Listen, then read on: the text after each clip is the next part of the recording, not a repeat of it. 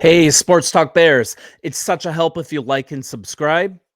Okay, we're about a week or so into our offensive coordinator search. Let's take a deep breath and let's dive in. The Bears' plan for our offense. I think it's becoming crystal clear if we look at the guys that are coming into Halas Hall to be interviewed.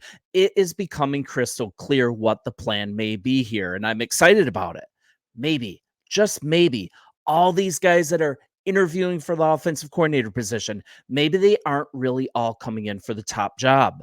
I believe, and I really hope this is true, that instead of figuring out who should be OC, the Bears are really assembling a staff across the board. Maybe it's not an either or, but a both and.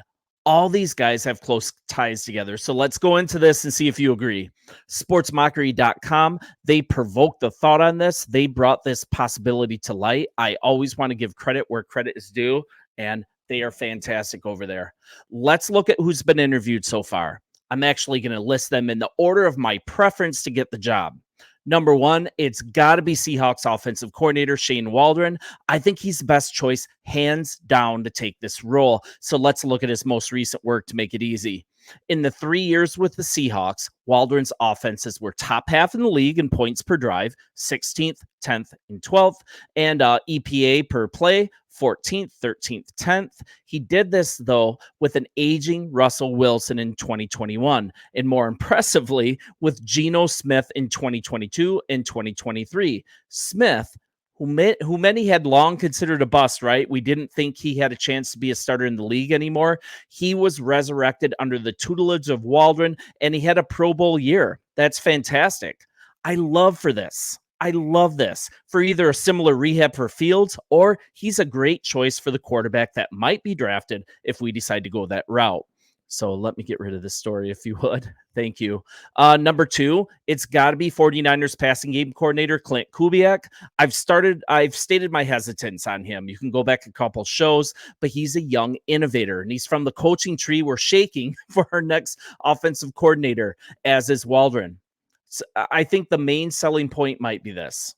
One aspect Matt Eberflus might find this appealing is that Kubiak is limited on turnovers in the time of that he was an offensive coordinator with Minnesota.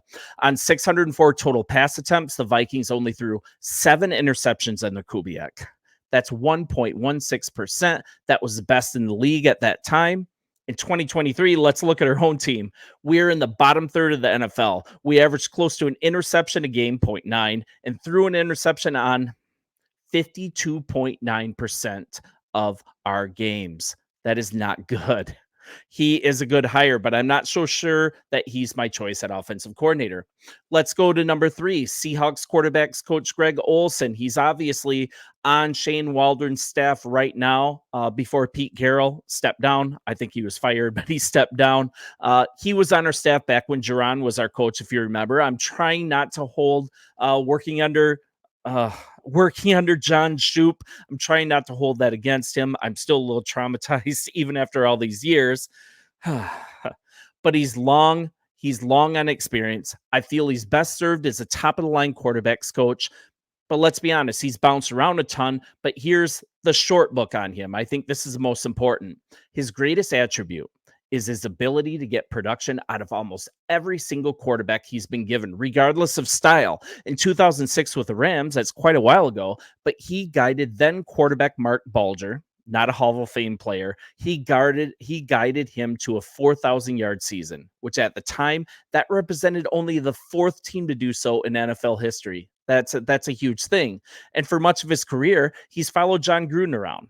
He's often found a home on his offensive staff. As such, he employs a West Coast offensive system. He has plenty of motion, not as much RPO, but a lot of motion. However, for the past 2 seasons, though, he's served as an office. Boy, I can't talk. Sorry about that. He served as an offensive assistant for the Rams under McVay. He's likely gotten a crash course in some of the more modern tenets of today's NFL. So I think he would be a fantastic hire at quarterbacks coach. Let's go to the most polarizing. Number 4, I would say, is former Ravens offensive coordinator Greg Roman. You guys have strong opinions on him. And yes, I get it. He's not a fantastic pass schemer, but if we keep Fields and we believe he is what he is with the right coaching, he might be the number one hire offensive coordinator, and everyone else is a moot point. This may be a kick the tires one as far as an offensive coordinator candidate. I have a better idea for him. I'll talk about that in a few minutes, but keep an open mind on this. I don't need more freakouts on the message board. I fully get your take, but he's a fully different scheme. He just doesn't quite fit in with what we're planning here, right? If this is strictly an offensive coordinator interview situation, it doesn't quite make sense. But I will say something. For Fields, we might still go this route. If the coaches think we can still win with him as is, that he won't develop as a passer moving forward, that we are going to go with Justin Fields as is. He just needs a better scheme to use his strong points. I'm just throwing it out there. It's a definite possibility, a possible pivot at offensive coordinator, or maybe the interview was just a consult. Maybe Eberflus and Ryan Poles, they brought Roman in just to get his feedback, just to be like, hey, what's Fields' potential? And whether the polarizing quarterback can be salvaged, that's another question for him. If he can be coached to the level that Jackson is currently at, those are all questions that they could use the interview with Roman just kind of as a diagnostic of what we have in Fields. That could be a very smart and important interview, but just the fact that Roman came in, and if he's hired or consulted in some capacity, that could definitely be a brilliant move. It's just questionable how serious Roman is as a candidate because he represents a redundancy. And I think so many of you see that. The Bears, we had a number 2 ranked rushing attack already in both of Getsy's seasons with the team. So the run game, it doesn't necessarily need to be revitalized. So let's table that. I'll get to Roman more in a few minutes, but let's look at the most recent today, Thomas Brown. As I said, he just interviewed today, and he's going to go forward and interview with Tennessee for their head coaching position. I'm not sure you can judge him for the mess that he presided over in Carolina as their OC. I don't think that you can hold him accountable completely for this disjointed mess. But with that mess, us wanting him as our new offensive coordinator, it's really doubtful. So we must have brought him in for a hire for a different reason. He spent most of his career as a running back coach, and he was also in that role for Sean McVay in 2020 and 2021. He was in this job during their Super Bowl win. Yes, please. I'll get more to him. Now let's look at number 6, Liam Cohen. He's not a super familiar name. He's only 38 years old. So let me kind of get to the main book on him. Cohen, he's been coaching since 2010. And in those 13 years, he's focused predominantly on quarterbacks, wide receivers, and the passing game. From 18 to 20, he was with Sean McVay and the Rams as an assistant coach for the wide receivers and the quarterbacks. That's great. He then went to Kentucky as their offensive coordinator, did a fantastic job developing Will Levis. O'Connell, then he left the Rams, and then he was rehired to be their offensive coordinator. I'm talking about Liam Cohen. That was an injury-riddled season, right? Stafford got hurt. Everybody got hurt. It didn't go well, and he ended up bouncing back to Kentucky in his old role. He's doing super well. Some musical chairs here. He isn't calling plays for the Rams. He didn't call plays for the Rams. That makes him almost an impossibility that we would hire him at OC. So why would we interview him? I'm getting at this. Let's look at this differently. Maybe this is what makes these interviews make sense. Maybe we're looking at offensive coordinator hire. That'd be Shane Waldren. Quarterbacks coach. That'd be Greg Olsen. Just a fantastic hire. I think it's super possible. Passing game coordinator. Maybe that's a good role for Liam Cohen.